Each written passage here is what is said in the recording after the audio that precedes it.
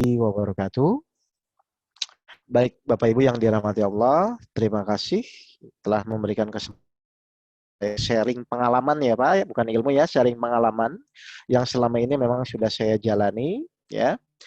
Dan khususnya sekarang kita akan membahas tentang masalah metode sholat ya.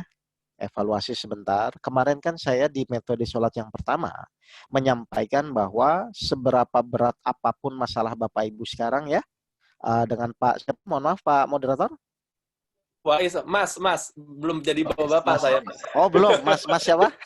Oke, Mas siapa? Wais, Mas Faid. Wais. Oke, Wais, oke. Oke, Ya, jadi saya mau diskusi dengan Mas Wais ya. Mas Wais mau sebesar apapun masalah Mas Wais sekarang ya, mau keluarga, usaha, pekerjaan apapun. Toh tetap suka tidak suka, amalan pertama kali dihisap adalah sholat. Setuju Mas Wais ya? setuju Pak. Pertanyaan pertama adalah kita meninggal nanti itu pasti yang akan ditanya adalah sholat kita. Nah, tinggal pertanyaannya, apakah sholat itu bisa membantu kita ketika kita nanti ditanya nanti atau tidak? Nah, di kajian pertama, sholat itu saya tanya, mohon maaf Mas Faiz. Misalnya Mas Wais itu kalau sholat biasanya ketika sholat itu pikirannya fokus atau jalan-jalan? Biasanya. Kadang fokus, kadang jalan-jalan Pak Ustadz. Nah, jadi secara umum kebanyakan orang itu ketika sholat kalau saya tanya adalah selalu berpikirannya jalan-jalan. Padahal kalau Mas Wais renungan yang hari ini renungan ini evaluasi. Pertanyaan kedua, yang nanti ditanya sholat itu jasmani kita atau ruhani kita, Mas Wais? Yang Ruhani. nanti bertanggung jawab tuh, oke, ruhani sebagai yang bertanggung jawab, Ya, jasmani sebagai saksi, ya, saksi. surat 24, 24. Nah, sekarang pertanyaan saya, terus ketika kita sholat, setiap sholat, Allahu Akbar, pikiran jalan-jalan. Allahu Akbar, pikiran jalan-jalan. Berarti selama kalau sholat, berarti ruhani kita sholat nggak, Mas, kalau gitu? Kalau Tidak jalan-jalan ya? enggak. Nah, Ya, tidak. Padahal secara umum kebanyakan jamaah itu pikiran jalan-jalan. Nah, berarti selama di dunia ini ruhani kita tidak pernah sholat. Terus pas meninggal oleh malaikat ditanya sholat. Kira-kira logikanya kita bisa jawab nggak Mas? Selama di dunia ruhani kita tidak pernah sholat karena selalu pikirannya jalan-jalan. Sedangkan nanti meninggal sholat. Kira-kira secara logika bisa dijawab nggak Mas nanti pertanyaan itu? Ruhani kita bisa jawab nggak? enggak. Bisa ya? Oke, Ruhaninya kalau enggak sholat. baik. Nah, kalau memang tidak bisa, itu kira-kira malaikat itu senyum-senyum saja atau nyiksa?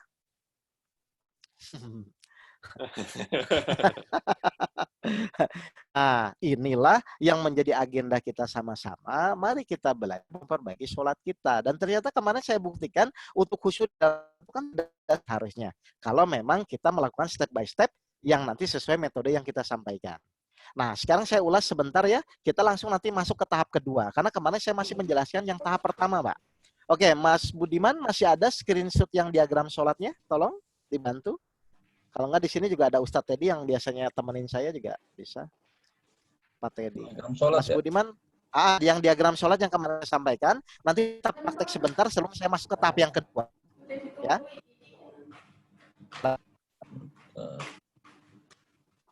Diagram sholat khusyuk. Ya, diagram sholat khusyuk. Mudah-mudahan masih ada ya. Kalau ada nanti tinggal saya evaluasi dulu tahap pertamanya, nanti kita praktek dulu sebentar ya, kita buktikan ya. Kelihatan Pak Ke? Kalau perbesar? Ya.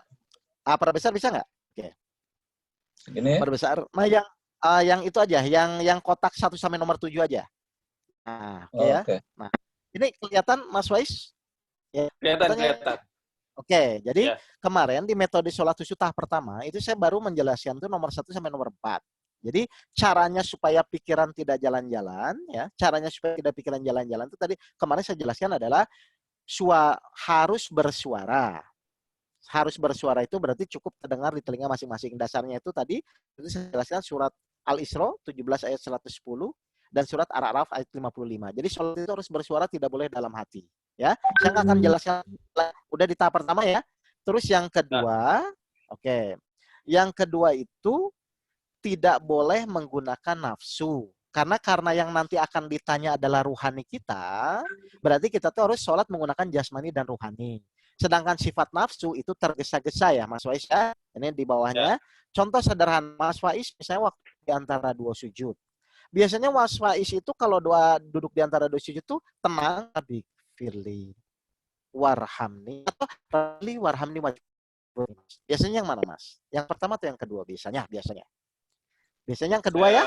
Rabbi firli warhamni wajibur warfani warfani seperti itu biasanya. Nah, ini kalau Bapak Ibu sholat seperti itu termasuk yang tergesa-gesa, maka ruhaninya tidak sholat. Nanti kalau ruhani ingin sholat, dibalik saja ya, jangan tergesa-gesa. Gitu loh. Terus nomor 3, anggota tubuh sebagai saksi. Nah, tadi saya jelaskan, maksudnya apa? Jadi nanti yang akan menjadi saksi, kan ruhani menjadi tanda. Nanti yang akan menjadi saksi itu adalah jasmani kita, Bapak dan Ibu. Makanya ketika sholat, saya sarankan di dalam metode ini adalah mata melihat tempat sujud atau titik sujud. Oke, nanti kita praktik sebentar sebelum masuk ke tahap yang kedua. Jadi nanti Bapak Mas Faiz dan yang lain tolong buat titik ya di catatannya, buat titik hitam kecil. Itu nanti kita akan praktek. Oke. Terus yang akhir yang keempat, yang kemarin saya jelaskan adalah harus dalam keadaan sadar. Apa maksudnya keadaan sadar? Sadar itu gini Mas. Pikiran, nanti kita praktek ikuti bacaan. Jadi pikiran mengikuti bacaan. Lalu telinga ini fokus mendengarkan bacaan. Makanya suara itu harus sampai terdengar di telinga. Atau bahasa umumnya disirkan. Tapi tetap si telinga harus mendengar. Paham ya Mas Faiz ya? Oke. Yeah. Baik. Saya kasih evaluasi dulu. Saya kasih contoh dulu ya Bapak Ibu ya. Jadi saya akan praktek sholat ini. Bapak Ibu perhatikan. Coba Bapak Ibu siapkan titik sujud. Ya. Dan kalau saya inilah ada di titik ya. Jadi mata saya melihat titik sujud ya. Oke, mata saya melihat titik sujud ya. Mata saya melihat titik sujud. Terus nanti pikiran saya mengikuti bacaan. Ini pikiran saya akan mengikuti bacaan. Nggak usah mikirin artinya dulu ya. Pikiran ikuti bacaan. Lalu telinga saya akan fokus mendengarkan. Oke, Mas Faiz dan teman-teman yang lain perhatikan dulu ya. Jadi gini. Bacanya harus jangan tergesa-gesa. Saya akan baca doa duduk di antara sujud ya. Saya akan baca doa duduk di antara dua sujud. Perhatikan. Rabbik firli. Jadi ini mengikuti ini. Jadi ini mengikuti mulut ya Mas. Terus telinganya ini fokus mendengarkan. Nanti Mas Faiz buktikan ya, khusyuk atau tidak. Ya, buktikan ya, khusyuk atau tidak. Sebentar.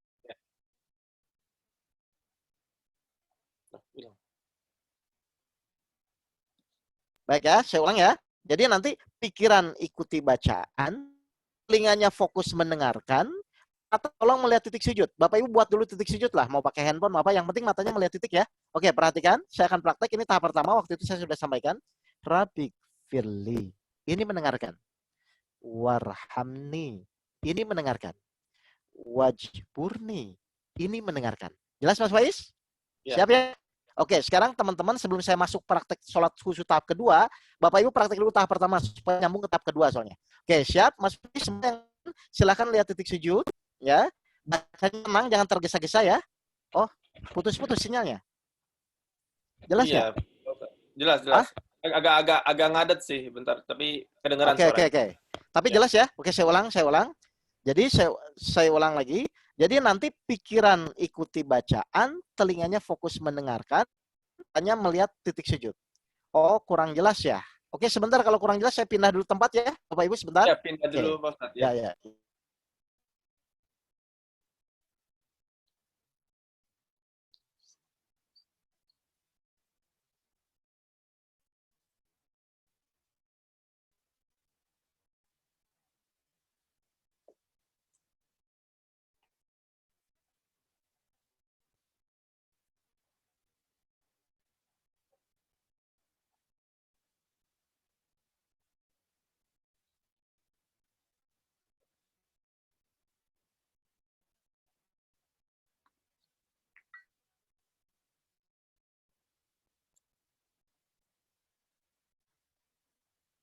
Oh, ada yang dari Belanda nih.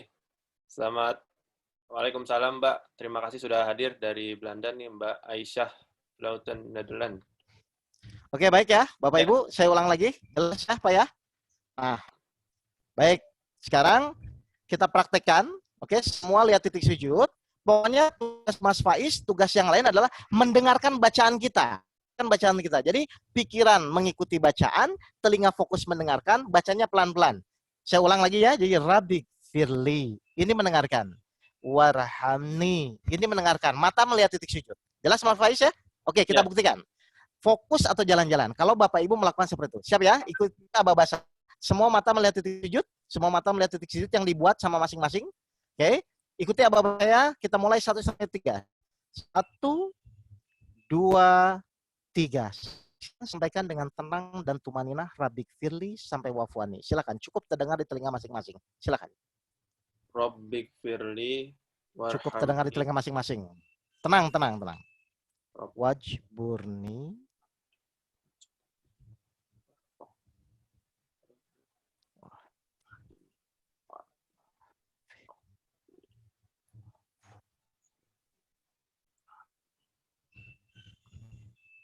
Baik. Fokus jalan-jalan, Mas Faiz? Nggak apa-apa. Kalau masih jalan-jalan ngomong ke saya. Nggak apa-apa. Supaya nanti sama. Karena kalau saya masuk tahap kedua, kalau Mas Faiz nggak paham ini, nanti malah nggak kena. Fokus atau jalan-jalan? Ada yang masih jalan-jalan nggak? Kalau masih jalan-jalan kasih tahu. Karena ini kan metodenya aplikasi. Kalau masih jalan-jalan saya ulang sebentar. Kira-kira. Fokus, Ustaz. Sudah. Yang lain bagaimana? Jamaah yang lain gimana? Fokus? Bisa di-chat? Biar saya kasih tahu gambaran. Nanti saya masuk ke tahap 2 akan lebih enak nantinya. Ya, oke. Prinsipnya, oke, fokus ya. Jadi semua fokus ya, oke. Nah, jadi tahap pertama ini minimal kita akan belajar tadi supaya tidak jalan-jalan tuh begitu caranya Pak. Jadi Bapak Ibu nggak usah dulu mikirin artinya ya, meskipun nanti sebenarnya perlu wajib ya. Tapi yang penting pikiran kita mengikuti, lalu telinga kita fokus mendengarkan. Ini saja sudah fokus dan mata melihat titik sujud. Oke, sekarang saya tambah sebentar sebelum kita masuk tahap yang kedua ya. Oke. Baca misalnya Al-Fatihah ya, Mas Faiz ya. Jadi Bismillahirrahmanirrahim. Ya, jadi jangan langsung disambung ya, karena biar si pikiran bisa mengikuti, si telinga bisa mendengarkan. Oke, siap ya? Baik. Lihat lagi titik sujud. Kita mulai ya. 1, 2, 3. Silahkan sampaikan Bismillah.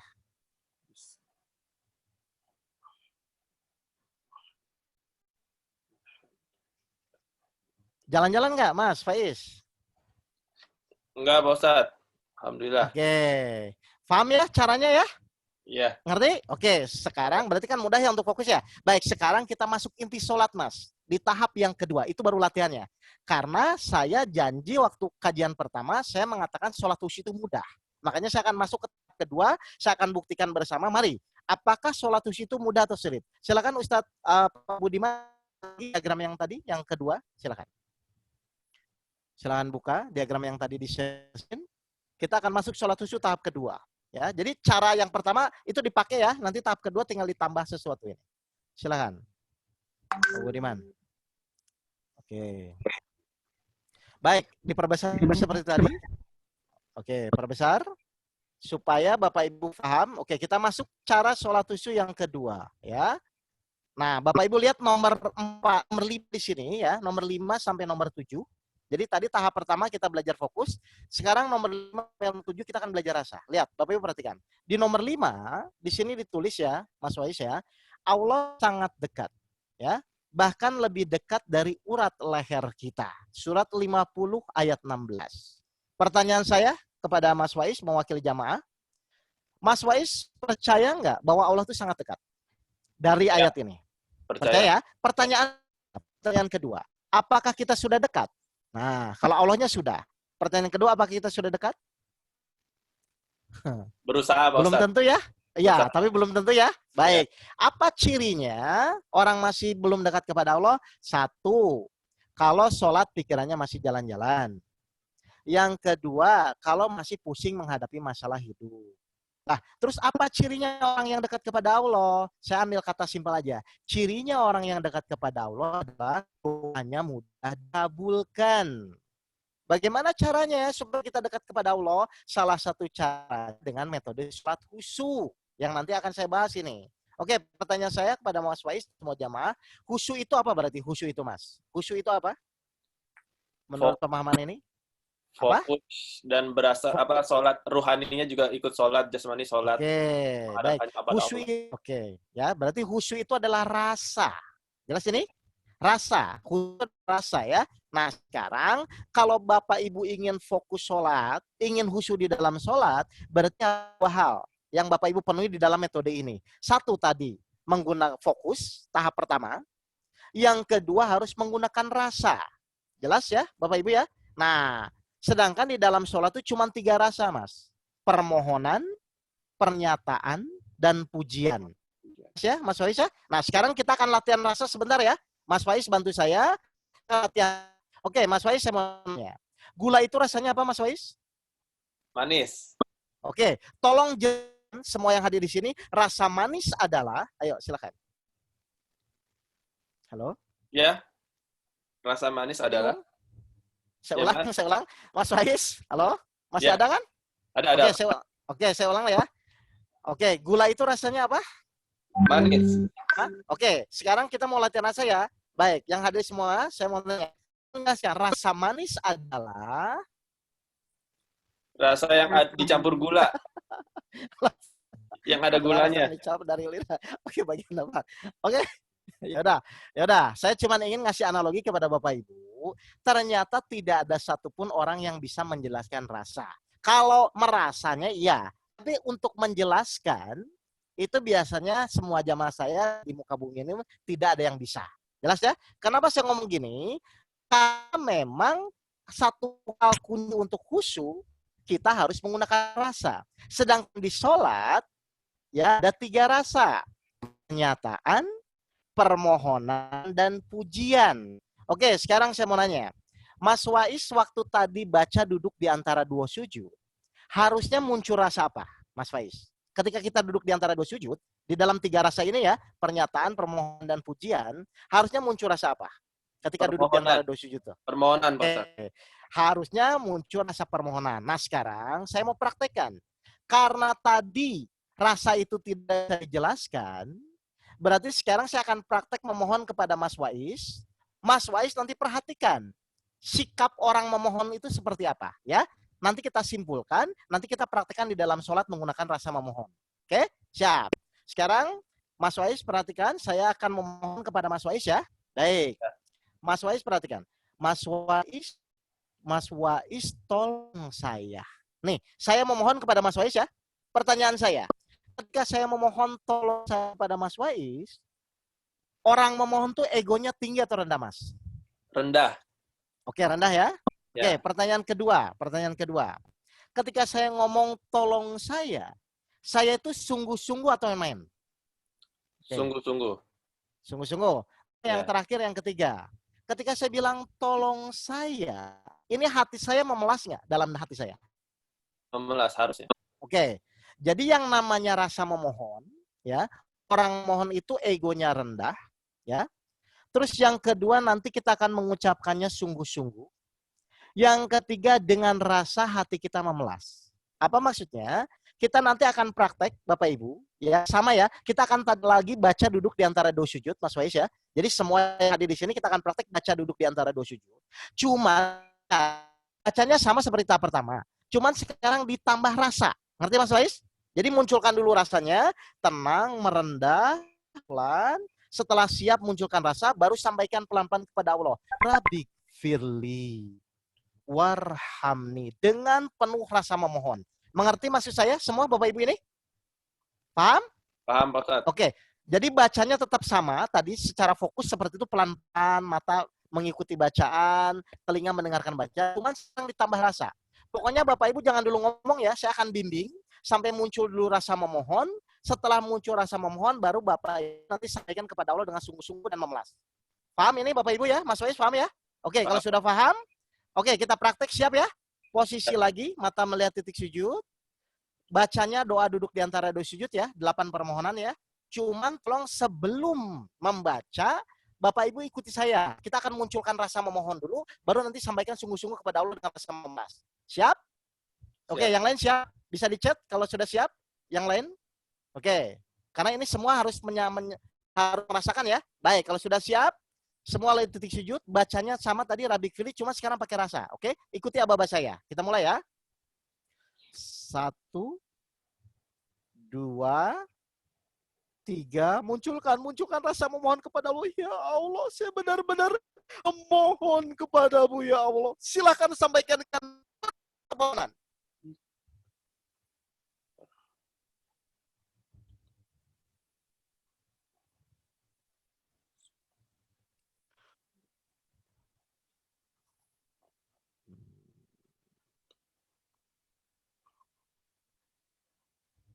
Nah, gimana? Mas Faiz, teman-teman? Kalau Bapak Ibu menggunakan rasa, ya, saya jelaskan ya.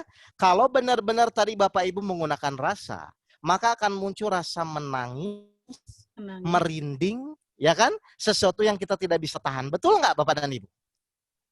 Nah, ya jelas ya. Kenapa kok dengan menggunakan rasa, kok Bapak Ibu muncul seperti itu? Saya jelaskan. Karena memang hanya dengan rasalah rohani kita sholat. Nah, sini masuk ya, Bapak Ibu. Jadi kalau Bapak Ibu ingin rohani Bapak Ibu sholat, harus menggunakan rasa. Sedangkan di dalam sholat, saya cuma 3, pernyataan, permohonan, dan pujian. Maka Bapak Ibu jangan kaget ketika Bapak Ibu memahami apa yang disampaikan, lalu muncul rasa, maka Bapak Ibu akan muncul rasa yang seperti tadi. Berarti kesimpulannya apa? Ruhani akan sholat kalau kita mengerti apa yang disampaikan. Kenapa harus mengerti apa yang disampaikan? Karena hanya dengan mengerti rasa baru muncul. Di dalam sholat tadi saya bilang ada 3 rasa. Pernyataan, pujian, dan doa, permohonan. Tanya, ya, saya mau nanya. Sudah berapa tahun ruhani Bapak Ibu tidak sholat? Sudah berapa tahun? Halo Mas Faiz? Iya, Pak. Nah, jelas ini. Padahal kita meninggal yang bertanggung jawab adalah ruhani kita. Kenapa selama ini di dunia ruhani kita tidak sempat? Pertama tergesa-gesa. Yang kedua tidak menggunakan rasa. Jadi kalau Bapak Ibu ingin khusyuk di dalam sholat, hal yang kita lakukan adalah harus menggunakan rasa. Sedangkan rasa akan muncul kalau kita paham apa yang kita sampaikan. Makanya Allah berfirman di surat An-Nisa ayat 43, hai orang-orang yang beriman, jadi janganlah engkau sholat sedang kau dalam keadaan mabuk sehingga kau mengerti apa yang kau ucapkan. Kenapa harus mengerti? Supaya muncul rasa. Kenapa harus muncul rasa? Supaya rohani kita sholat. Jelas Mas Faiz ya? Jadi kalau Mas Faiz dan teman-temannya lain tidak perlahan-lahan, tidak tumaninah, tidak menggunakan rasa, jangan harap muncul rasa yang seperti tadi. Oke, saya mau nanya. Doa yang mustajab itu di dalam sholat atau di luar sholat, Mas Faiz? Di dalam sholat. Oke, di dalam sholat. Tadi tahu nggak Mas Faiz minta apa? 8 permohonan. Ya Tuhanku, ampunilah saya, kasihanilah saya, warhamni, tutuplah aib saya, wajiburni, angkatlah derajat saya, warfa'ni, berilah saya rezeki, warzukni, berilah saya petunjuk, wahdini, berilah saya kesehatan, wa'afini, maafkanlah saya, wafu'ani. 8 permohonan, 17 kali sehari dan semalam. Kalau Mas Faiz melakukan yang seperti tadi, harusnya Allah kabulkan atau tidak? Doa kita. Kabulkan harusnya. Makanya sholatnya baik, semua perbuatan jadi baik. Tahun 2008 saya bingung dengan masalah saya, Mas. Hutang 2 miliar, istri mau bercerai dan saya akan dipenjara. Saya berdiskusi dengan guru saya, Guru Antono. Lalu saya bilang, Pak Guru tolong saya. Guru saya bilang, Mas, perbaiki sholat. Padahal waktu itu saya sudah merasa sholat, Mas. Tapi saya tidak diajarkan sholat yang seperti ini metodenya. Fokus dan menggunakan rasa. Akhirnya saya praktek sholat seperti itu. Apa yang terjadi? 2,5 bulan masalah saya selesai. Jadi tidak mungkin orang yang sholatnya baik, masalahnya sulit untuk selesai. Tidak mungkin orang yang sholatnya baik, hidupnya sulit. Rasul bilang kan sholatnya baik, semua amal perbuatan menjadi baik. Jadi metode ini aplikatif, Bapak Ibu bisa langsung praktekkan dan rasakan kan Mas Faiz? Karena saya tahu bahwa teori apapun, ilmu apapun kan untuk dijalani kan. Buat apa kita buat teori kalau tidak bisa dijalani? Nah ini metode praktis di mana mungkin Bapak Ibu selama ini mencari metode sholat khusus seperti apa dan ternyata Bapak Ibu bisa rasakan. Paham ini? Kayak ada Bu Rina atau Bu Nelly di sini. Kan kalau Mas Faiz nggak ikut kajian dari kemarin awal yang pertama kan nggak ikut ya? Saya ikut. Saya jadi host Pak Ustadz, jadi di balik layar. Hadir Pak Ustadz. Nah, Insya Allah selalu gimana? hadir Pak Ustadz. Nah, gimana Bu Rina tadi pas praktek? Merasakan nggak? Alhamdulillah Ustaz. Iya. Nah, jadi kata kuncinya itu adalah ternyata memang harus menggunakan rasa.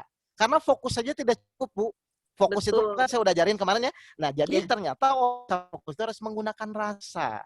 Nah, rasa inilah akan muncul kalau mulai Bapak Ibu memahami arti bacaannya. Nah, kemarin saya jelaskan caranya bagaimana Pak supaya kita sholat kita mengerti apa yang disampaikan. Oke, masuk ke pemahaman tahap 2. Awas ya Bapak Ibu ya, sholat itu bukan mengartikan. Awas, jamaah saya salah. Banyak jamaah saya mempraktekkan sholat tapi dia mengartikan. Jadi gini, misalnya Bismillahirrahmanirrahim, ngomong, tapi dipikirannya dengan nama Allah. Bukan begitu ya. Sholat itu menyampaikan Bapak Ibu. Kemarin saya jelaskan apa menyampaikan itu. Menyampaikan itu berarti kita tahu dulu, baru kita sampaikan. Contoh menyampaikan itu gini. Misalnya saya ngomong ke Bu Rina ya. Bu Rina saya ngomong Assalamualaikum. Bu Rina jawab apa? Waalaikumsalam. Ustaz. Perlu diartikan nggak? Perlu diartikan nggak?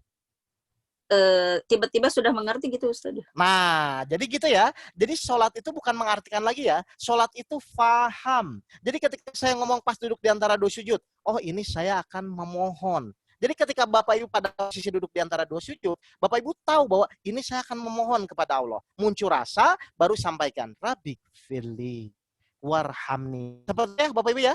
Oke, atau misalnya sujud. Sujud itu saya mau ngapain? Oh, sebelum saya menyampaikan bacaan sujud, saya tuh tahu, ini tuh saya akan memuji Allah yang Maha Agung. Muncul rasa memuji, baru sampaikan dengan perlahan-lahan. Ingat ya, jadi dalam sholat, jangan coba-coba mengartikan, tapi langsung paham. Pak, bagaimana? Sedangkan sekarang misalnya anggaplah saya lupa kemarin. Kan sebenarnya kita tuh dari kecil sudah diajarkan arti bacaan sholat ya, Bapak dan Ibu ya. Cuman karena sholat kita semakin ahli, semakin cepat, akhirnya artinya di luar kepala semua. Contoh misalnya, ya kan maksudnya, misalnya pas kita misalnya baca at-tahiyatul mubarakatuh sholawatut thayyibatulillah. Mohon maaf, apa artinya Bapak dan Ibu? Nah, apa kan? Nah ini yang terjadi.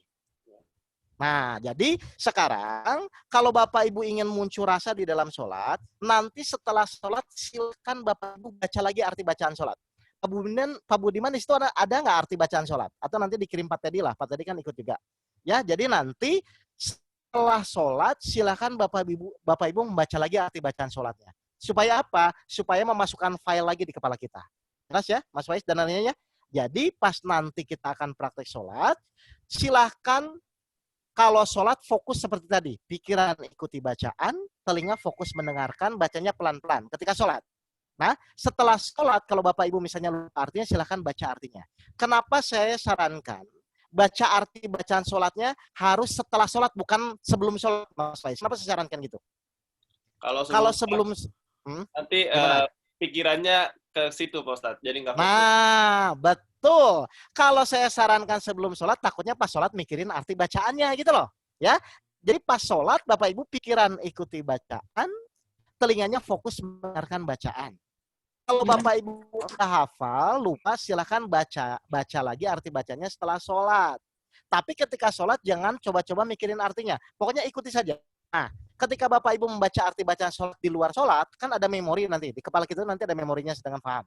File-file arti yang kita baca, nanti ketika ruhani kita sholat, si ruhani akan nangkep dengan sendirinya, Mas. Ya, jadi pokoknya fokus kita adalah fokus pikiran mengikuti bacaan, telinga fokus mendengarkan, biarkan nanti ruhani sendiri akan memahami pada file arti bacaan sholat di pikiran kita. Jelas Bapak Ibu ini ya? Jadi tidak ada sholat bilingual. Ya, sholat bilingual itu misalnya gini, Bismillahirrahmanirrahim, hatinya bilang dengan nama Allah. Bukan begitu ya? Oh, malah salah ya Ustaz. Jangan. Pokoknya sholat itu murni menyampaikan. Seperti tadi saya bilang, Assalamualaikum. Ibu kan langsung jawab Waalaikumsalam kan? Nah itu maksudnya. Nah ya, jadi dalam sholat prosesnya seperti itu. Jadi tahap pembelajarannya, pokoknya Bapak Ibu lakukan itu. Oke. Siap. Lalu yang ketiga yang sering salah orang adalah, Pak, kalau berjamaah bagaimana? Ini kan kondisi mufarid ya, tadi pikiran ikuti bacaan, telinga fokus mendengarkan.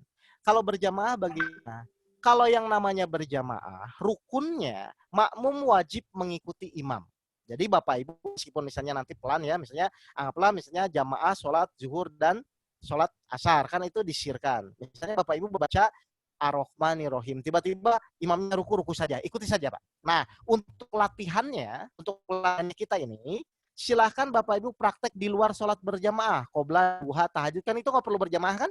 Silahkan praktek di situ dulu, memaksimalkan supaya Ibu yang tadinya terbiasa sholat cepat-cepat, sekarang minimal terbiasa sholat agak pelan dan tumaninah. Itu aja Bapak Ibu. Jelas ya? Ibu-ibu yang lainnya, Bapak Ibu jamaah. Jadi prakteknya silakan praktek di luar sholat berjamaah. Kalau sholat berjamaah, suka tidak suka kita harus mengikuti imam. Supaya apa? Supaya nanti kalau Bapak Ibu sudah terbiasa dengan rasa menyampaikan, nanti Bapak Ibu akan jadi mudah nantinya dalam prakteknya. Ya, jadi nanti secepat apapun imam sholat, kalau ruhani kita sudah terbiasa sholat, insya Allah tidak akan masalah. Jelas ya Bapak Ibu ya? Jadi yang saya sampaikan ini adalah metode praktek, bukan lagi teori ya. Kalau teori kan banyak. Kajian-kajian teman-teman guru-guru saya juga banyak lah kalau teori ya. Ada metode praktek sholat itu kebanyakan teori. Nah ini prakteknya seperti itu. Jadi prakteknya mata melihat titik sujud, pikiran ikuti bacaan, telinga fokus mendengarkan, gunakan rasa. Rasa bisa muncul kalau Bapak Ibu mulai memahami artinya. Nah, nanti dalam proses perjalanannya, misalnya kadang-kadang fokus, kadang-kadang tidak fokus, itu nggak masalah. Namanya proses ya. Yang penting sekarang merubah dulu kebiasaan Bapak dan Ibu, dari yang sholatnya cepat-cepat, minimal sekarang jadi tidak tergesa-gesa. Kenapa harus tidak tergesa-gesa? Supaya ruhani kita mudah di dalam sholat. Paham ya Bapak Ibu ya? Nah, yang terakhir tolak ukur. Karena setiap ngaji itu, kegiatan apapun harus ada tolak ukurnya ya, Bu Rina ya. Baik. Tolak ukurnya apa sih orang sholat? Ya, guru kita menyampaikan harus senang sholat. Atau begini aja lah misalnya. Misalnya saya ketemu orang baik, Bu Rina ketemu orang baik ya. Kalau saya ketemu orang baik, senangnya lama-lama atau cepat-cepat Bu? Kalau saya ketemu orang baik, senangnya lama-lama atau cepat-cepat? Senangnya lama dong Ustaz ya. Oke, ketemu orang aja. Baik, saya tanya ke Bu Rina. Bu Rina, Allah tuh baik atau maha baik? Maha baik Ustaz. Harusnya kalau Bu Rina ketemu Allah di dalam ibadah sholat, harusnya senangnya lama-lama atau cepat-cepat harusnya? Harusnya lama-lama Ustaz. Nah, kalau cepat-cepat ketemu siapa tuh? Nah, udah. Jadi ini adalah tolak, bukan melama-lamakan, bukan. Tapi intinya adalah kita mulai melibatkan ruhani kita ketika kita di dalam sholat. Jelas ya Bapak Ibu? Baik, ada yang kurang jelas mungkin untuk metode sholat? Saya singkat karena saya merasa kemarin sudah saya sampaikan ya di tahap pertama. Ini menambah di tahap kedua supaya Bapak bisa mempraktekkan lagi nanti. Baik, ada pertanyaan nggak untuk metode sholat tahap pertama ini? Kalau tidak, kita langsung masuk metode yang terakhir, iman. Kan kemana supaya syarat Allah ditolong adalah ada 3 ya, iman, sabar, dan sholat. Di dalam surat Al-Baqarah 153. Baik, ada yang kesulitan tadi pas praktek metode sholat khusyuk? Atau semua merasakan rasa yang sama ya? Biasanya bergetar, nangis, sesuatu yang sebenarnya memang kita tidak rencanakan. Jelas ini Bapak Ibu semua? Jelas? Sedikit Ustaz, sedikit maaf. Oke, silakan. Boleh? Silakan. Kalau misalnya Ya, sudah silakan. saking fokusnya Ustaz, seolah-olah kayak kita bertemu dengan yang bukan bertemu ya, dirasa gitu ya, seperti terbang terus tapi kita akhirnya jadi malah lupa ini rakaat keberapa, bagaimana itu Ustaz? Kemarin kan tadi saya bilang kalau pikiran jalan-jalan di tahap pertama kemarin itu, kalau pikiran kita jalan-jalan apa yang harus dilakukan? Oh, berhenti dulu ya Ustaz kalau sudah gitu. Berhenti. Tumaninah. Bapak Ibu kalau misalnya nggak ikut tahap pertama bisa lihat YouTube saya yang di sini tahap pertama ya. Jadi kalau misalnya Bapak Ibu pikiran jalan, Bapak Ibu harus berhenti dulu. Berhenti jadi itu tuh termasuk pikiran jalan ya Ustaz. Padahal kita sedang sepertinya. Oke. Gini cara pikiran jalan-jalan tuh gini. Misalnya saya ngomong ke Bu Rina nih ya, ngomong ke Bu Rina. Iya, Ustaz. Yang benar itu ketika saya ngobrol ke Bu Rina. Oke, misalnya Bu Rina coba ngomong ke saya. Misalnya Bu Rina ngomong ke saya, Pak Oke kapan pulang ke Bandung misalnya ya. Coba pelan-pelan Bu Rina fokus dulu ke saya. Terus Bu Rina coba ngomong ke saya. Coba ngomong saya. Pak Oke kapan pergi ke Tokyo? Oke. Pertanyaan saya, ketika Bu Rina ngomong Pak Oke kapan pergi ke Tokyo, itu tuh Bu Rina pikirannya ke saya atau jalan-jalan? Ke Pak Oke. Kenapa ke saya? Ayo. Karena kan sedang berbicara dengan Pak, nanya kepada Pak Oke. Ini kata kunci ya, meskipun sederhana saya jelaskan. Pertama karena pandangan Bu Rina kepada saya. Itu yang pertama. Ya kan? Yang kedua, ini kuncinya, karena Bu Rina mengerti apa yang disampaikan. Ngerti nggak Bu? Kan kalau Bu Rina nggak ngerti apa yang disampaikan, pasti jalan-jalan. Jadi kenapa tadi Bu Rina fokus ketika ngomong kepada saya? Pertama Bu Rina matanya ke saya. Yang kedua Bu Rina mengerti apa yang disampaikan. Oke, saya ulang. Bu Rina tadi ngomong apa? Coba saya tanya. Jawab aja Bu. Bu Rina tadi ngomong apa ke saya tadi? Kapan pergi ke Tokyo? Nah, Bu Rina tahu kan? Nggak lupa kan? Iya. Nah, maksud saya seperti itu. Sekarang Bapak Ibu bayangkan sholat. Tahiyatul mubarakatuh shalawatu thayyibatulillah. Apa artinya? Lupa. Rabi fili warhamni wajuni. Apa artinya? Lupa. Ya bablas semua, Bu. Pasti akan jalan-jalan. Ini logika sederhana aja, Bu. Ya. Jadi makanya ketika Bapak Ibu sholat, mata melihat titik sujud dan Bapak Ibu tahu apa yang disampaikan, minimal pasti tidak jalan-jalan. Itu dulu ya. Jadi metode ini fungsinya untuk awal adalah merubah kebiasaan yang selama ini Bapak Ibu sholatnya tergesa-gesa, minimal sekarang tenang, menggunakan jedah dan tumaninah. Gitu loh. Biar nanti Bapak Ibu bisa merasakan. Masa bertahun-tahun dari kecil kita tetap jalan-jalan ya Bu ya? Sayang, masa anak kita juga jalan-jalan ya? Jelas ini Bapak Ibu ya? Jadi metodenya simpel, tinggal Bapak Ibu nanti praktek setelah inilah. Nanti coba sholat maghrib, pikiran ikuti bacaan, telinga fokus mendengarkan, bacanya pelan-pelan. Nanti kita lihat. Insya Allah akan banyak perubahan. Ya, jelas ya? Baik. Mas Wais, jelas Mas Wais? Jelas, Pak Ustadz. Ya, terima kasih Ustaz. Ada pertanyaan lagi? Kalau tidak ada pertanyaan, kita masuk metode iman. Yang terakhir. Oke, kalau tidak ada, oke, mudah-mudahan waktunya cukup ya. Kita masuk metode iman ya. Jadi untuk sholat seperti itu ya praktiknya. Kalau yang belum ikut tahap pertama, silakan lihat di YouTube saya ya. Wah, Budiman tuh share tahu. Oke. Sekarang kita masuk metode yang terakhir di dalam metode surat Al-Baqarah 153. Hai orang yang beriman, jadikanlah sabar dan sholat sebagai penolongmu. Sesungguhnya Allah bersama orang-orang yang sabar. Berarti kalau Bapak Ibu ingin ditolong Allah dalam setiap masalah, harus ada 3 poin yang harus Bapak Ibu kuasai. 1, iman. 2, sabar. 3, sholat. Ya, sabar dan sholat kemarin sudah saya sampaikan ya. Sekarang kita masuk iman. Oke. Mas Wais, saya perbuannya. Ya, iman. Mohon maaf, saya mau nanya kepada Mas Wais. Iman itu apa, Mas Wais? Meyakini. Oke, iman itu adalah percaya atau meyakini. Yakin kepada Allah. Setuju ya, Mas Wais ya? Baik. Saya mau nanya, Mas Wais, Bu Rina, dan semua yang hadir di sini, sudah beriman atau belum? Sudah, insya Allah. Sudah ya? Baik. Sudah? Baik. Sudah, Kalau sudah, insya Allah. ya makanya kalau sudah, mari kita lihat cirinya. Kan gitu ya? Cirinya orang beriman menurut Al-Quran. Silakan Pak Budiman buka surat 10 ayat 62-63. Cirinya. Kalau memang Bapak Ibu mengaku sudah, kita lihat cirinya orang beriman itu apa sih? Gitu. Ya, silakan. Cirinya orang beriman itu apa sih? Gitu ya. Kalau nanti setuju ya sudah. Silakan di share screen. Baik, Bapak. Nah, oke, Bapak Ibu lihat ya. Di sini ingatlah ya, 10:62-63. Sesungguhnya wali-wali Allah itu tidak ada kekhawatiran terhadap mereka dan mereka tidak pula bersedih hati, ya. Siapa wali-wali Allah itu? Yaitu orang-orang yang beriman dan selalu bertakwa. Jadi kalau menurut Bu Rina ya, ciri orang beriman di sini tuh apa cirinya? Cirinya di ayat ini tuh tidak bersedih hati, Ustaz. Tidak bersedih hati dan tidak khawatir.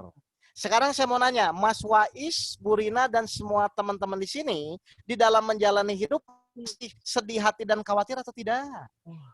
Kadang-kadang Ustaz, tapi sekarang udah tahu Ustaz. Oke. Udah sedih lagi. Oke, berarti berarti pertanyaan saya, kan tadi gampang kan, pertanyaan kita tuh sudah beriman atau kurang beriman? Nah, ayo. Kurang, Ustaz. Jujur aja. Ya, oke. Berarti kalau perasaan tidak sesuai dengan standar Al-Quran, berarti kita ngikuti Al-Quran dan mengikuti perasaan. Kan begitu ya? Jadi ternyata kebanyakan orang seperti saya dulu merasa sudah beriman, tapi kenyataannya saya tidak ditolong Allah. Kan begitu kan? Kenyataannya saya dalam menghadapi hidup khawatir dan bersedih hati. Oke, berarti sekarang kita harus tahu bagaimana cara belajar metode iman supaya nanti pas menjalani hidup ke depan kita tidak khawatir dan bersedih hati. Kan begitu ya Bapak Ibu ya? Betul, Ustaz. Mari sekarang kita akan kupas. Tadi Mas Wais setuju ya bahwa iman itu adalah percaya kepada Allah. Sekarang pertanyaan saya, untuk percaya kepada Allah, perlu proses atau tidak, Bu Rina? Untuk percaya kepada Allah. Baik, perlu ya? Baik. Kalau memang perlu proses, saya mau nanya, umur berapa Burina mau yakin setahun lagi, 2 tahun lagi atau kapan? Ya. Kan tadi perlu proses. Kalau Oh, Burina bilang perlu proses, kecil, enggak, dari saya kecil. Ustaz. bukan kan saya tadi tanya untuk Iya. percaya kepada Allah proses atau tidak. Kan jawaban Ibu tadi perlu. Kan ini umum nih. Kalau Iya. memang perlu proses, pertanyaan saya sederhana, umur berapa Ibu mau yakin total kepada Allah? Setahun lagi, 2 tahun lagi, atau kapan? Kan perlu katanya. Halo? Sudah selesai prosesnya. Saya percaya yakin dari sekarang, Ustaz. Loh, iya kan tadi katanya bilang perlu proses. Ayo Mas Wahid kan tadi bilang perlu proses. Kalau memang Iya. perlu proses, saya mau nanya, mau kapan? Setahun lagi, 2 tahun lagi, atau kapan? Oh, maksudnya prosesnya waktu kecil, Ustaz. Sekarang lo udah percaya. Nggak Lah, perlu iya, lagi. Kayak gini. Lah, makanya jadi orang itu salah memahami. Kan untuk yakin kepada Allah tinggal mau atau tidak kan? Saya tanya, Iya. apakah perlu membuktikan Allah Maha Baik? Perlu proses pembuktian Allah Maha Baik atau yakin pasti Allah Maha Baik? Yakin. Yakin. Berarti perlu proses nggak? Tidak. Nah, kalau belajar iya. Tapi percaya tidak percaya kan bisa diputuskan kan? Seperti Iya. misalnya saya sekarang, ya kan? Saya misalnya ke Burina. Iya. Burina, saya percaya. Kan bisa kan? Iya. Meskipun saya tidak kenal pun saya bisa yakin kan? Nah, kalau Bapak Ibu tadi bilang perlu proses, seakan-akan kan ada sifat Allah yang meragukan. Sehingga Bapak Ibu perlu membuktikan itu kan? Saya tanya balik saja. Adakah sifat Allah yang meragukan, Burina? Tidak ada. Lah kalau tidak ada kenapa nggak yakin-yakin? Yakin kok, Ustaz. Berarti kalau yakin tuh khawatir nggak? Kalau yakin tuh khawatir nggak? Harusnya enggak ya, Ustaz ya? Loh harusnya enggak. Makanya sekarang saya akan kupas masalah iman. Karena sabar sholat akan bisa menjadi penolong kalau imannya benar. Oke? Jelas ya Mas Wais, Burina ya? Jadi Ya, kenyataannya orang itu banyak terjebak dalam pola pikirannya sendiri. Ya. Kalau belajar terus, belajar ilmu agama itu terus untuk meyakini. Tapi untuk percaya tidak percaya kan bisa diputuskan. Saya percaya Allah itu Maha Baik, ya sudah selesai.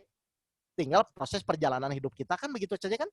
Oke, ngerti ya? Nah, sekarang supaya Bapak Ibu bisa mengaplikasikan ilmu yang tadi disampaikan, berarti saya harus kupas sekarang. Kan di dalam menjalani hidup ya, di dalam tubuh kita ini, Ibu, Bapak Ibu, ada yang namanya logika, ya, ada yang namanya iman. Dalam diri kita tuh ya, ada logika, ada iman. Kadang-kadang seiring, kadang-kadang bertolak belakang. Oke ya, Burina ya, paham ya? Oke, Iya. Mas Wais dan Burina sebagai sparring partner saya mau nanya, kapan logika digunakan? Kapan iman digunakan? Jadi ketika Allah memberikan ujian hidup, masalah hidup kepada kita, pilihannya tuh kita kadang-kadang ada logika kita, ada iman kita. Nah pertanyaan saya, kapan logika kita gunakan? Kapan iman kita gunakan? Ayo, Bapak Ibu, silakan jawab. Kapan? Kalau iman ketika berurusan dengan rasa. Oke, ketika berurusan rasa. Logika? Logika seperti matematika. Seperti matematika. Ujian. Logika untuk Ayo, ini Mas. meyakinkan iman, misalnya meyakinkan apa itu Quran, kan pakai logika misalnya. Oke. Quran ada logikanya dulu. Baik. Nah, inilah Bu, saya jelaskan ya. Ini yang terjadi di lapangan ketika saya berkeliling dakwah Bapak Ibu. Orang tahu secara arti iman iya percaya. Tapi ketika praktek di lapangan menghadapi ujian, kan harusnya lebih paham ini. Oke, saya jelaskan ya. Kapan logika digunakan? Kapan iman digunakan? Saya buat 3 pertanyaan kepada Bapak Ibu. Silakan Bapak Ibu nanti jawab ya. Ini. 1. Mas Wais, Burina, percaya tidak? 1 tambah 1 itu sama dengan 2. Percaya atau tidak? Percaya, Ustaz. Itu yang saya ajarkan ke anak-anak kelas 1. Nah, ya. Mau percaya atau tidak, 1 tambah 1 itu pasti 2 atau tidak? Mau percaya atau tidak? Iya. Iya. Nah, perlu pakai iman nggak? Enggak. Tidak. Sesuatu yang masih bisa dibuktikan, ngapain pakai iman? Karena Mas Wais mau percaya atau tidak, 1 tambah 1 2 gitu loh. 2 tambah 2 4 gitu loh. Paham ya Bapak Ibu? Jadi perlu pakai iman nggak? Tidak usah. Ya, Ustaz. Oke, sekarang yang kedua. Burina, Mas Wais percaya tidak bahwa gula itu rasanya manis? Percaya nggak? Percaya. Saya. Oke, mau percaya atau tidak pun, gula itu pasti rasanya manis kan? Iya, Ustaz. Iya. Berarti perlu pakai iman nggak? Perlu. Loh, kan bisa dibuktikan. Bu Rina Iya. mau percaya atau tidak, gula itu tetap rasanya manis kan?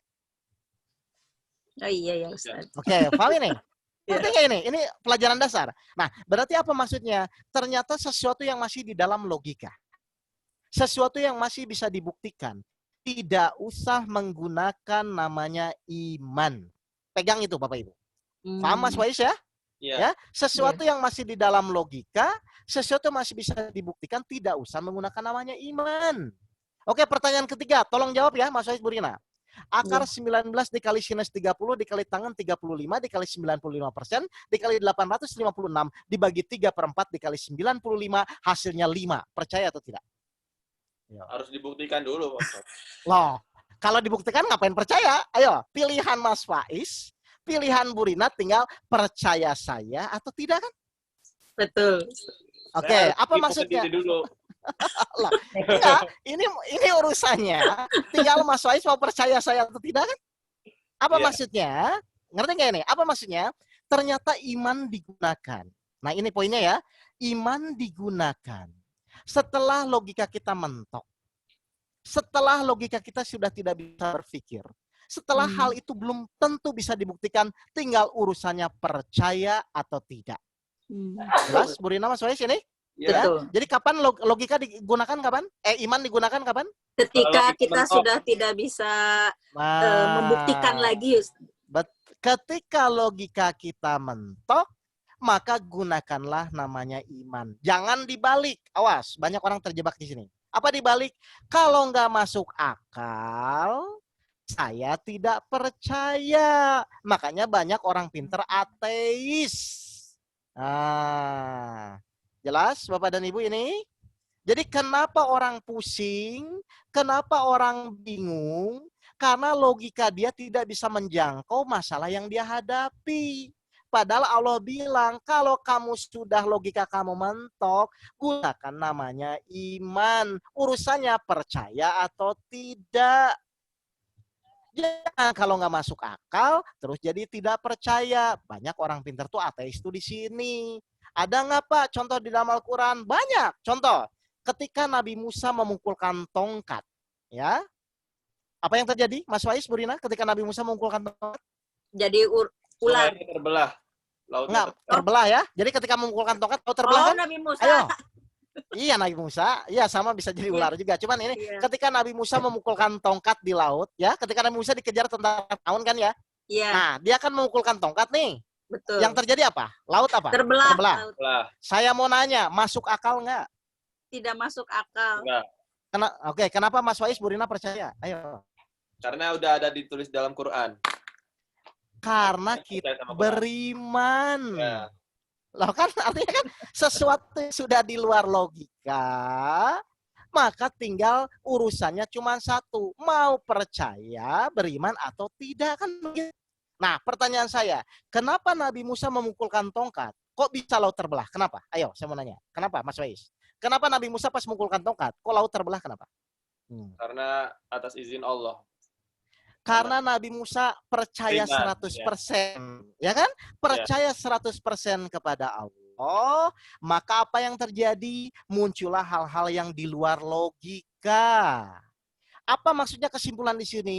Ternyata kalau kita beriman 100% kepada Allah, maka akan muncul yang namanya keajaiban-keajaiban. Jamaah saya divonis dokter sebulan lagi meninggal kanker leukemia, sebulan kemudian sembuh total. Jamaah misalnya teman saya sakit kanker hati, kemudian dalam titik doa dia sembuh total. Kenapa? Dia beriman, dia percaya. Jadi kalau kita beriman 100% kepada Allah, maka Bapak Ibu jangan kaget akan muncul hal-hal yang di luar logika. Jelas ini Bapak Ibu ini? Ya. Karena kalau kita renungkan pun, kalau saya balik, adakah sifat Allah yang meragukan, Mas Faiz? Enggak. Selama ini? Tidak. Nah, kalau tidak, kenapa nggak yakin-yakin? Nah, contoh ya. Mas Faiz percaya nggak bahwa setiap masalah hidup itu pasti akan ada kemudahan? 94 ayat 5 dan 6. Setelah kesulitan akan ada kemudahan. Mas Faiz percaya nggak semua masalah hidup kalau Allah yang menolong selesai? Percaya ini? Percaya. Nah, kalau percaya, perlu khawatir nggak dalam menjalani ujian hidup? Enggak, Pak Ustaz. Nah, kalau khawatir tuh lucu nggak? Enggak lucu. Lucu. Sudah berapa tahun jadi orang lucu? Ayo. Jelas ini enggak? Iya. Jadi mukjizat dapat terjadi, keajaiban bisa terjadi kalau kita 100% menggunakan iman, tinggal percaya atau tidak. Oke, saya buktikan ya, Al-Quran sehebat apa. Bapak Ibu biar paham dulu. Jadi ayolah, sebesar apapun masalah Bapak Ibu, itu akan mudah kok bagi orang-orang yang yakin dulu. Baik, Pak Budiman, tolong dibuka surat 13 ayat 31. Sehebat apa Al-Quran di dalam menjalani proses keajaiban hidup, ya. Biar Bapak Ibu bertahun-tahun jangan sedih, bingung, terus Al-Qurannya di mana? Ya, silakan. Kemudian buka surat 13 ayat 31. Supaya Bapak Ibu tuh, oh iya, ya sudah, saya yakin aja. Silakan. Oke, baik. Perhatikan ayatnya. Dan sekiranya, lihat ya, ada suatu bacaan, kitab suci, yang dengan bacaan itu, gunung-gunung dapat digoncangkan. Bumi jadi terbelah. Atau oleh karenanya orang yang sudah mati dapat berbicara. Tentulah Al-Quran, itulah dia. Coba perhatikan Bu Rina, Mas Wais ya. Al-Quran itu luar biasa. Nya itu begitu luar biasa. Gunung saja bisa terbelah. Bumi saja bisa terbelah. Gunung saja bisa digoncangkan. Orang mati dapat berbicara, itulah Al-Quran. Kalau Al-Quran sehebat itu, saya mau nanya ya, kalau cuman untuk menyelesaikan masalah-masalah hidup kita, harusnya mudah atau sulit? Mudah harusnya. Harusnya mudah. Berarti kalau kita masih bingung menghadapi hidup, kalau kita masih pusing menghadapi masalah hidup, harusnya memalukan Allah atau tidak? Iya.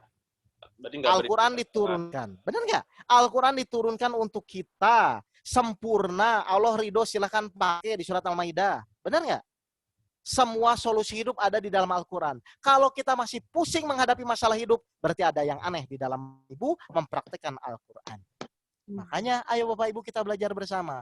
Jadi setiap masalah hidup sebesar apapun, kalau gunung saja bisa digoncangkan, kalau bumi saja bisa terbelah, harusnya untuk menyelesaikan istri yang cerewet, pacar yang menjengkelkan. Mudah nggak Mas Wais?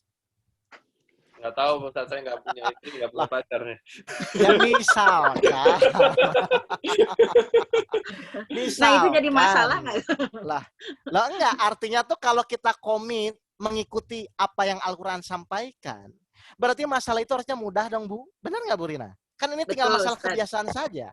Kayak kemarin misalnya Bapak Ibu kan belum ketemu saya. Selama ini mungkin Bapak Ibu kalau punya masalah, aduh bagaimana solusinya? Terus saya sampaikan, Bu kalau begitu kelamaan. Pakai metode yang kedua apa? Bapak Ibu percaya nggak semua masalah hidup kalau Allah yang menolong selesai? Kan begitu kan? Akhirnya pola berpikir kita dirubah. Yang tadinya bagaimana solusinya, akhirnya bagaimana ya caranya supaya Allah menolong saya. Kan begitu kan Bapak dan Ibu kan? Nah artinya tuh apa? Mari kita sadari bersama. Ternyata kalau sesuatu itu, kalau sudah di luar logika, sudahlah. Nggak usah paksa-paksakan, gunakan iman. Oke, saya mau nanya kepada Bapak dan Ibu. Berarti pertanyaan saya, ada nggak masalah yang besar di muka bumi ini? Kalau Allah Tidak menolong masalah kita, ya sudah. Tinggal urusannya percaya atau tidak kan? Betul, Ustaz. Maksudnya. Jadi jangan coba-coba ya. Sesuatu ketika logika mentok, melogikakan keimanan. Awas hati-hati ini. Karena iman itu kadang-kadang tidak bisa di luar logika. Logika kita terbatas. Sedangkan iman itu adalah urusannya yakin dan tidak yakin kepada Allah. Kan begitu ya? Baik, Pak Budiman tolong buka surat 45 ayat 20. Silakan. Biar Bapak Ibu enak gitu loh. Praktek sudah jalani iman sabar sholat. Ya udah buktikan masalah-masalah yang Bapak Ibu hadapi itu buktikan. Gitu. Silakan Pak Budiman 45 ayat 20. Surat Al-Jasiyah ayat 20. Perhatikan Bapak Ibu. Oke. Nah, coba lihat di sini. Al-Quran ini adalah pedoman bagi manusia. Ya, jadi pedomannya memang bagi manusia ya Bapak Ibu ya. Petunjuk dan rahmatnya. Petunjuk dan rahmatnya bagi kaum yang meyakini. Jadi Al-Quran itu petunjuknya untuk siapa Bapak Ibu? Bagi kaum yang meyakini. Nah, yang beriman kan?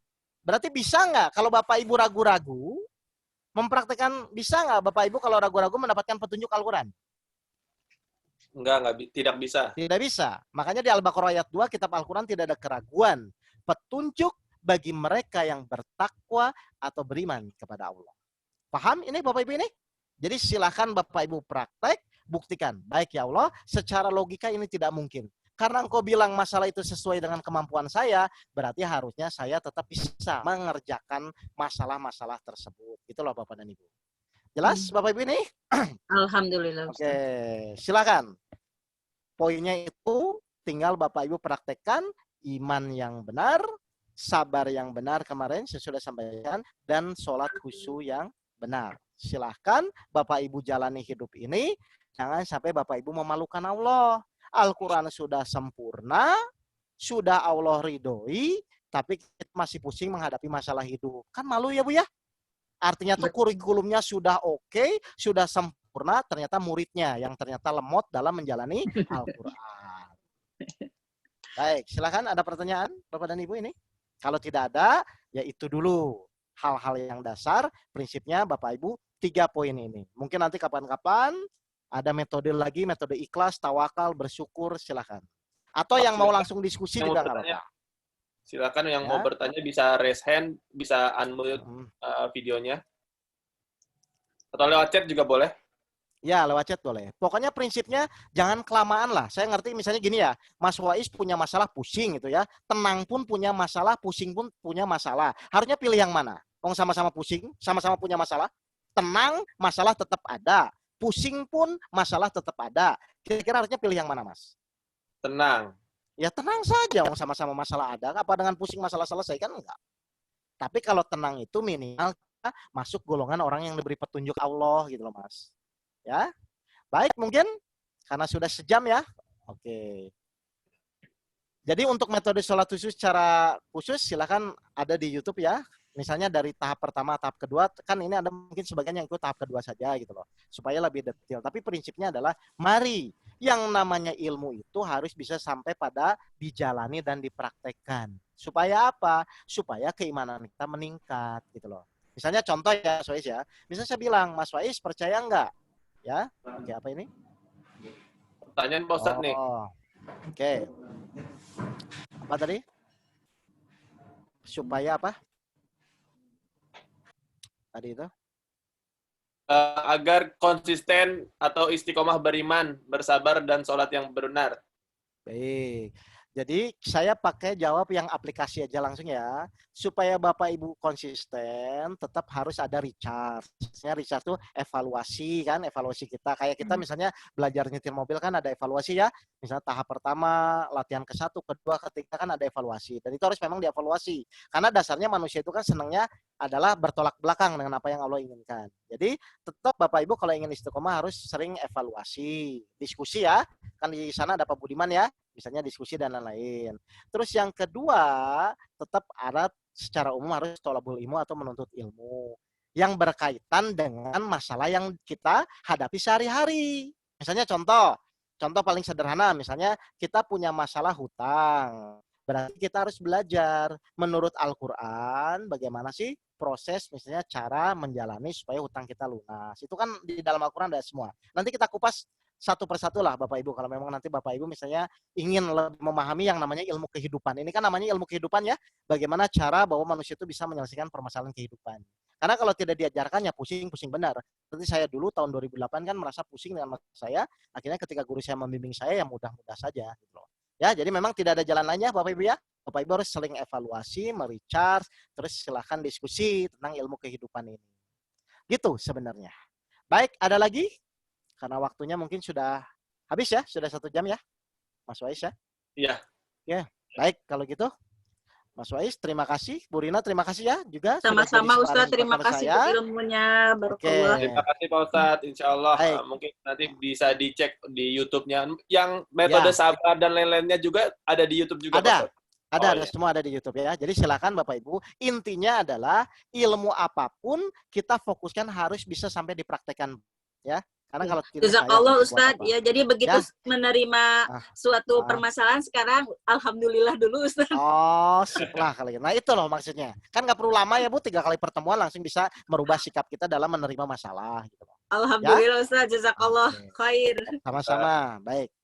Baik kalau gitu seperti itu saja Mas Wais. Terima kasih. Ya. Terima kasih Bu Rina. Sama-sama Ustadz. Dari saya, assalamualaikum. Mas Wais juga Pak Budiman dan Bapak Ibu semua. Waalaikumsalam warahmatullahi wabarakatuh. Ya, alhamdulillah, terima kasih atas partisipasinya pada Bapak Ibu teman-teman semua. Insya Allah pekan depan masih ada edisi terakhir dari metode sholat khusyuk yang akan dibahas oleh Kang Oke Setiawan. Bagi yang terlewat dengan episode-episode berikutnya bisa juga di-scroll di Facebook KMII, bisa juga tadi dibuka di akun YouTube-nya Oke Setiawan, ada di chat ini. Tadi ditulis oleh Pak Teddy ya. Bisa disimak di situ, yang insya Allah pekan depan di jam yang sama, jam pukul 4 sore waktu Jepang, insya Allah. Dan juga jangan lupa nanti setelah ini ada kajian untuk anak kecil, untuk anak-anak ikhwan oleh Ustadz Fatah mengenai generasi Qurani, kajian zaman emas keislaman kenabian, sejarah-sejarah Nabi.